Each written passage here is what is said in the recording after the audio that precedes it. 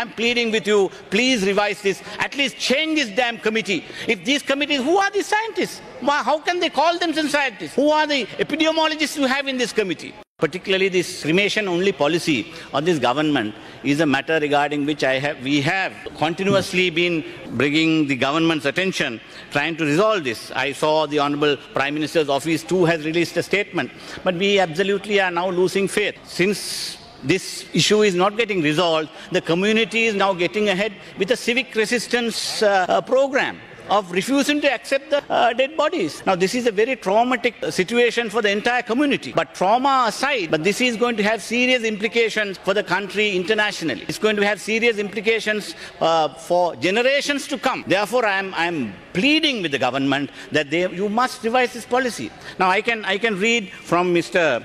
Honorable Tissa Vitarna. He is a renowned virologist. Now, he's not a normal virologist. He's a specialist in the field of bacteriology and virology, PhD in virology from the University of London, and he has served as the director of the Medical Research Institute.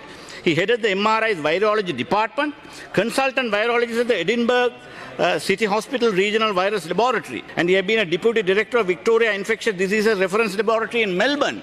Now, such an important personality, what does he say? He says, we have experts in the field, but none of them has been called for discussions. On the other hand, this is a virus, but as far as I know, there were no virologists in the committees that were set up. When you are trained in a particular discipline, you get to know all aspects of it and be able to adapt to suit the problem. We should have made use of the trained personnel we have. But the idea that it should be done by people with connections is the kind of thinking we have. What does he say? Your own member of the government, one of the senior virologists, saying, who are these so-called specialists you have in this committee? People who are denying what is scientifically correct and what is scientifically accepted all over the world are living in cuckoo's world, in cuckoo's land, and they are prescribing solutions which is hurting the sentiments of one community in this country. For God's sake, I'm pleading with you, because this is a very serious matter. This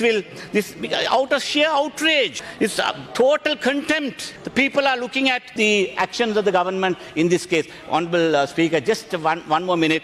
I'm concluding. Now, this will not be forgotten for generations, and this is creating a serious impact in the minds of the young people, young Muslims. They will get radicalized out of this terrible trauma they are suffering. For God's sake, I'm pleading with you, please revise this. At least change this damn committee. If these committees, who are the scientists? How can they call themselves scientists? Who are the epidemiologists you have in this committee? Epidemiologist called Dr. Paba Palihavadana. She says burial is possible. And there is also another senior epidemiologist, Dr. Nihal Abesinghe. The other day talked with Chamdita program. It very clearly says burial as an option is not objectionable, and that is accepted by the WHO, and that is correct. And with all these epidemiologists and virologists being outside the committee, there are some pseudo-scientists who have been appointed by this government who are holding the entire Muslim community to ransom and are making them suffer. Therefore, in the name of this country's unity and communal harmony, I am pleading, please, for God's sake, do this. And in the meantime, I must say some of our members have been inveigled to vote with you on the 20th Amendment. I hope they will not bring them to shame by again going on voting with the government when the entire community is in such distrust and they are outraged, and this will be a disgraceful act if they continue to do so until this matter is resolved. Therefore, I plead once again